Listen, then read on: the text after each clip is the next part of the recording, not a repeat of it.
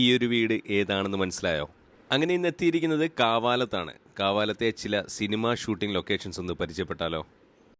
ഈ കാണുന്നത് കാവാലം ബോട്ട് ജെട്ടിയാണ്. ആലപ്പുഴയിൽ നിന്നും കാവാലത്തേക്കൊരു ബോട്ട് വന്ന് കിടക്കുന്നത് കണ്ടില്ലേ? ഈ സ്ഥലം തന്നെയാണ് സിനിമ ഷൂട്ടിംഗ് ലൊക്കേഷൻ.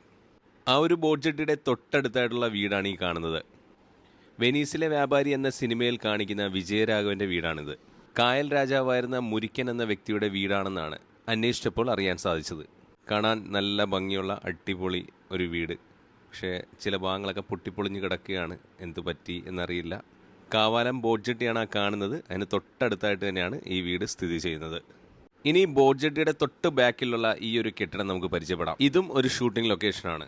വെനീസിലെ വ്യാപാരി, ആമേൻ, പുള്ളിപ്പുലി, മാട്ടുംകുട്ടിയും ഇങ്ങനെയുള്ള നിരവധി ചിത്രങ്ങൾ ഇവിടെ ഷൂട്ട് ചെയ്തിട്ടുണ്ട്.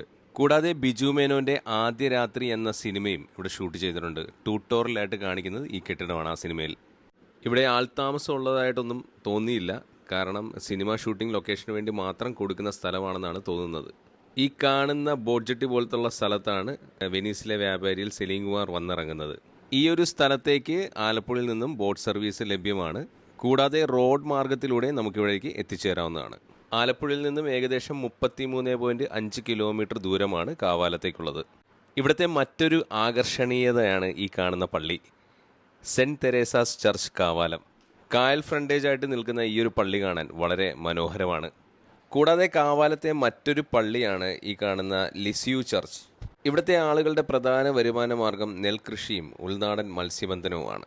കാവാലത്ത് നിന്ന് ആലപ്പുഴയ്ക്ക് ബോട്ടിലാണ് സഞ്ചരിക്കുന്നതെങ്കിൽ വളരെ മനോഹരമാണ് നമ്മുടെ ഇരുവശങ്ങളിലായി കാണുന്ന കാഴ്ചകൾ. കുട്ടനാട്ടിലെ തനത് ഗ്രാമീണ കാഴ്ചകൾ. ഈ ഒരു കായലിൻ്റെ ഭാഗമെല്ലാം വളരെ മനോഹരമാണ്. ഇതിപ്പോൾ ഞങ്ങൾ പോയിക്കൊണ്ടിരിക്കുന്നത് മംഗലം കായലിലൂടെയാണ്. കായലിൻ്റെ ഇരുവശങ്ങളിൽ മൊത്തം തെങ്ങാണ്. അങ്ങനെ മംഗലം കായലിലൂടെ ചിത്തിരക്കായലിലൂടെ ഞങ്ങൾ എത്തിയിരിക്കുന്നത് ചിത്തിരപ്പള്ളി ബെത്ലഹേം ചർച്ചിലേക്കാണ്. ആലപ്പുഴ ജില്ലയിലെ കുട്ടനാട്ടിൽ ചിത്തിരക്കായലിൻ്റെ നടുവിൽ ഒറ്റപ്പെട്ടു നിൽക്കുന്ന അതിമനോഹരമായ ഒരു ദേവാലയമാണ് ചിത്തിരപ്പള്ളി. കായൽ രാജാവ് എന്ന് വിശേഷിപ്പിക്കപ്പെടുന്ന മുരിക്കുംമൂട്ടിൽ ജോസഫ് ആണ് ഈ പള്ളി നിർമ്മിച്ചത്. കുട്ടനാട്ടിലെ കായൽ നിലങ്ങൾ കൃഷിക്കായി വീണ്ടെടുത്തപ്പോൾ അവിടെ ജോലി ചെയ്തിരുന്ന തൊഴിലാളികൾക്കായി അദ്ദേഹം സ്ഥാപിച്ച പള്ളികളിൽ ഒന്നാണിത്. ആലപ്പുഴയിലെ കൈനേരി പഞ്ചായത്തിൽ ചിത്തിരക്കായലിൻ്റെ തീരത്താണ് ഈ പള്ളി സ്ഥിതി ചെയ്യുന്നത്. കായൽ പരപ്പിന് നടുവിൽ ഒറ്റപ്പെട്ട നിലയിലുള്ള ഇതിൻ്റെ ദൃശ്യം വളരെ മനോഹരമാണ്.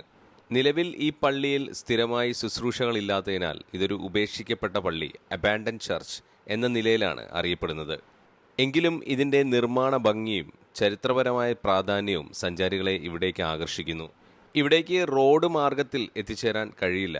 ആലപ്പുഴയിൽ നിന്നോ കുമരകത്ത് നിന്നോ ഉള്ള ബോട്ട് സർവീസുകൾ അല്ലെങ്കിൽ ഷിക്കാര വഴി മാത്രമേ ഈ പള്ളിയിൽ സന്ദർശിക്കാൻ സാധിക്കൂ. പള്ളിയുടെ ചുറ്റും കാട് പിടിച്ചൊക്കെ കിടക്കുകയാണ്.